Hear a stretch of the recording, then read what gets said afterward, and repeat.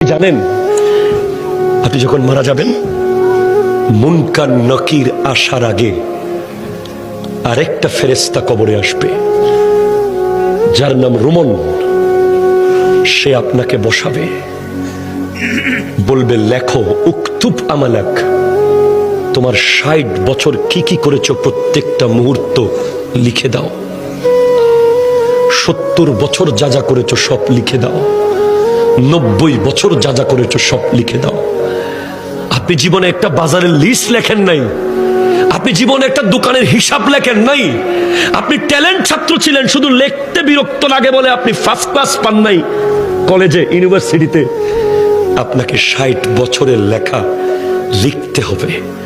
প্রশ্ন করবেন, এই ফেরেশতা কালি কোথায় পাবো এত? বলবে মুখের থুতুকে কালি বানাও। কলম কোথায় পাবো? হাতের আঙ্গুলকে কলম বানাও। কাগজ কোথায় পাবো? গায়ের কাফনকে কাগজ বানাও। লিখে দিতে হবে। নামাজ পড়েছেন, কলম চলবে দ্রুত। রোজা রেখেছেন, কলম স্পিডে চলবে। দান করেছেন, কলম স্পিডে চলবে। মা বাবার খিদমত করেছেন, কলম দ্রুত চলবে। সুদ খেয়েছেন, কলম চলবে না। ঘুষ খেয়েছেন, কলম চলবে না। জুলুম করেছেন, কলম চলবে না। মিথ্যা বলেছেন, কলম চলবে না। নাটক দেখেছেন, কলম চলবে না। বাটপারি করেছেন, কলম চলবে না। নামাজ পড়েন নাই, কলম চলবে না।